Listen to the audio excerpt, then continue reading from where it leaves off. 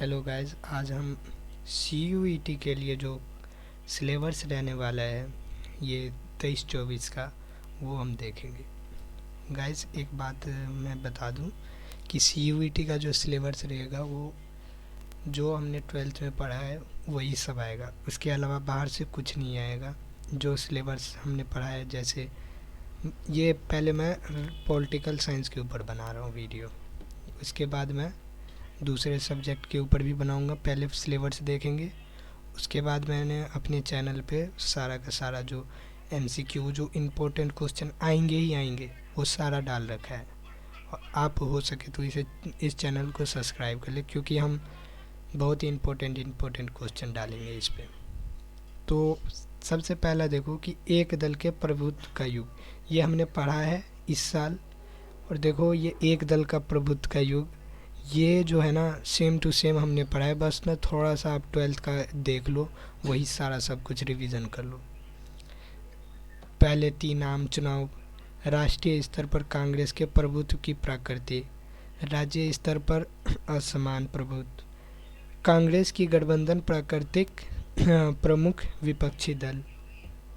अब देखो राष्ट्रीय निर्माण और इसकी चुनौतियाँ, पढ़ा नहीं था कि आज़ाद भारत के सामने क्या क्या चुनौतियाँ थी।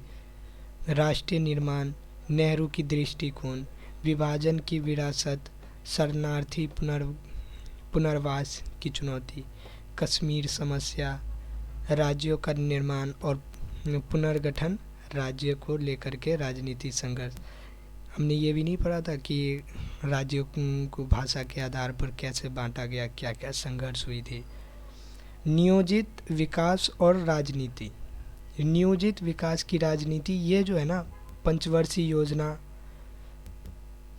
योजना, राज्य क्षेत्र का विस्तार और नए आर्थिक हितों का उदय, अकाल और पंचवर्षीय योजना का निलंबन, हरित क्रांति, इसके राजनीतिक परिणाम, ये सारा हमने पढ़ रखा है, बहुत आसान है। भारत के विदेशी संबंध, भारत के कैसे विदेशी संबंध है, नेहरू की विदेश नीति। नेहरू की एक इम्पोर्टेंट बात है कि विदेश नीति क्या थी, तो एक थी कूटनिरपेक्षता, ठीक है, वो आपको हम बताएंगे। 1962 का भारत चीन युद्ध, 65-71 का भारत पाक युद्ध, भारत का परमाणु कार्यक्रम और विश्व राजनीति में बदलते गठबंधन, कांग्रेस प्रणाली की चुनौतियां और पुनरुत्थान, नेहरू के बाद राजनीतिक उत्तराधिकारी, गैर कांग्रेसवाद और 1967 की चुनाव उथल पुथल, कांग्रेस का विभाजन और पुनर्गठन, 1971 के चुनाव में कांग्रेस की जीत, गरीबी हटाओ का नारा, संवैधानिक लोकतांत्रिक व्यवस्था का संकट, ठीक है, प्रतिबंधित नौकरशाही न्यायपालिका की तलाश, गुजरात में नवनिर्माण आंदोलन और बिहार आंदोलन, आपातकाल, संदर्भ, संवैधानिक और अतिरिक्त संवैधानिक आयाम, आपातकाल का प्रतिरोध, 1977 के चुनाव और जनता पार्टी का गठन, नागरिक स्वतंत्रता संगठन का उदय, क्षेत्रीय आकांक्षा हमने पढ़ा था कि एक तो क्षेत्रीय दलों का उदय, गठबंधन का दौर जिसे कहते हैं, पंजाब संकट क्या था, हैं, और 1984 के सिख विरोधी दंगे। इसमें 1984 के सिख विरोधी दंगे में दो मुख्य बात थी कि एक तो स्वर्ण मंदिर पर हमला किया गया था, मतलब स्वर्ण मंदिर, अमृतसर के जो स्वर्ण मंदिर थी उसमें जो अलगाववाद के लोग थे उन्होंने हथियार छुपा रखे थे, और अक्टूबर 1984 में इंदिरा गांधी की 2 बॉडीगार्डों ने मिलकर हत्या कर दी। उत्तर पूर्व में चुनौतियां और प्रतिक्रियाएं, उत्तर पूर्व में आपको बता दूं ये जो 7 बहनें, असम वाला कांड है ना, असम वाली बात वही है। अगला है नए सामाजिक आंदोलनों का उदय। इसमें क्या था कि किसान आंदोलन, महिला आंदोलन, पर्यावरण और विकास प्रभावित जन आंदोलन, मंडल आयोग की रिपोर्ट का कार्यान्वयन और उसके परिणाम, मंडल आयोग के बारे में भी हमने पढ़ा था। लोकतांत्रिक उभार और गठबंधन की राजनीति। 1990 के दशक में भागीदारी का उभार, जेडी और बीजेपी का उदय और क्षेत्रीय दलों और गठबंधन की राजनीति की बढ़ती भूमिका। यूएफ और एनडीए सरकारें 2004 चुनाव और यूपीए की सरकार। ये जो है ना, एक आपको पता ही है, दो नेशनल लेवल पे गठबंधन हुआ था, एक तो था यूपीए और एक था एनडीए। ठीक है।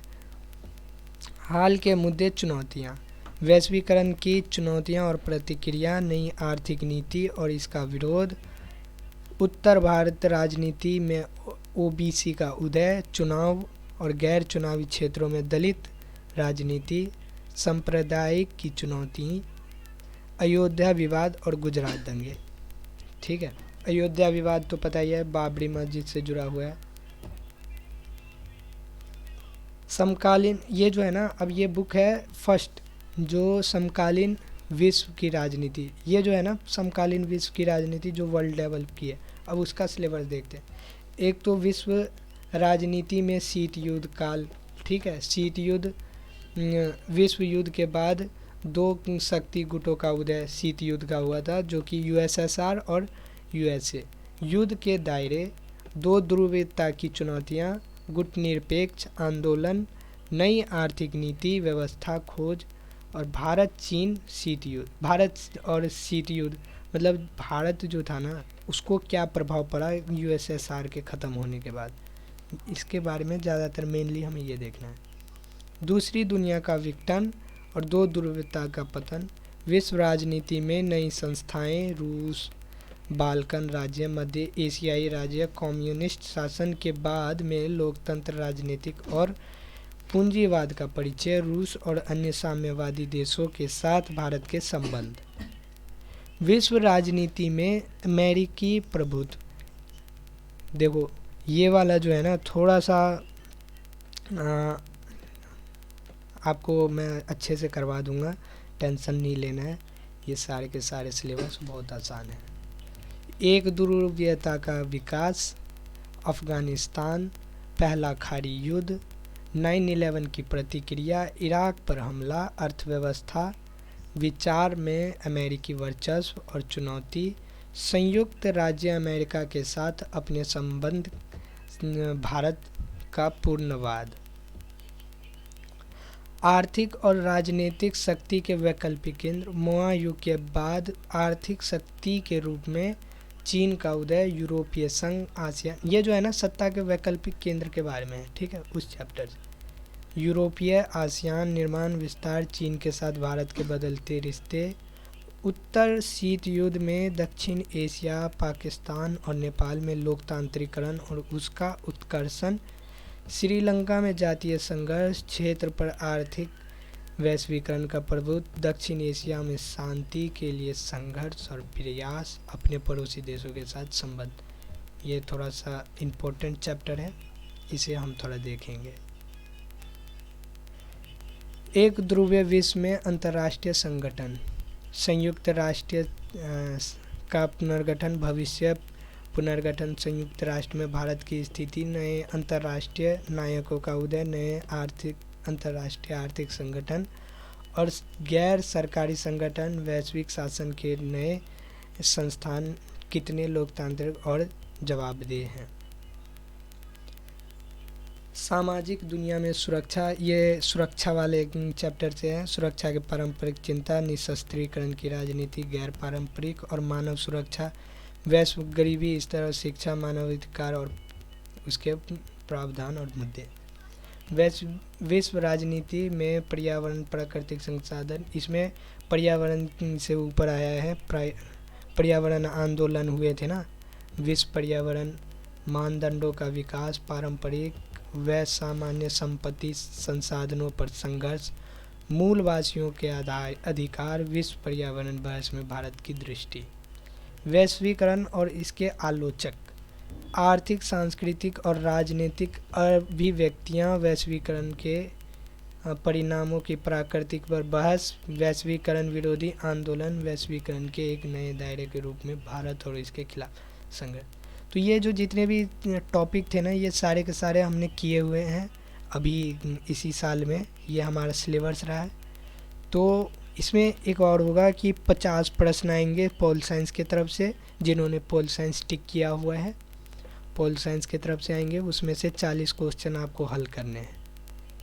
तो ये जो है ना, इन आपको कोई टेंशन नहीं लेना है। सारे के सारे जितने भी इम्पोर्टेंट क्वेश्चन होंगे ना, जितने भी जो आएंगे ही आएंगे, वो सारे के सारे मैं अपने वीडियो अपने चैनल पे डालूँगा वीडियो बना करके। और इन सभी चैप्टरों को आसान से आसान वर्डों में आपको बस मेरे वीडियो को देखना होगा, याद करने की कोई ज़रूरत नहीं। बस एक बार देखोगे, अगर 2 बार देख लोगे तो आपके लिए ही फ़ायदे हैं। बस आप टिक करते जाओगे आंसर।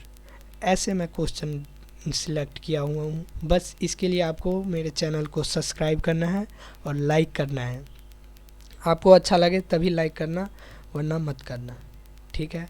बस आप हमारे चैनल को सब्सक्राइब कर दें, हमसे जुड़ जाए। सभी सब्जेक्ट में ज्योग्राफी, पोल साइंस, हिस्ट्री और हिंदी का जो है ना, हो सकेगा तो वो भी डालूँगा। और जनरल टेस्ट जिन्होंने सिलेक्ट किया है उनके लिए भी बहुत अच्छा क्वेश्चन लाऊंगा, जो कि आएंगे ही आएंगे। कोई टेंशन नहीं लेना है। CUET के लिए सबका सिलेक्शन होगा इस बार।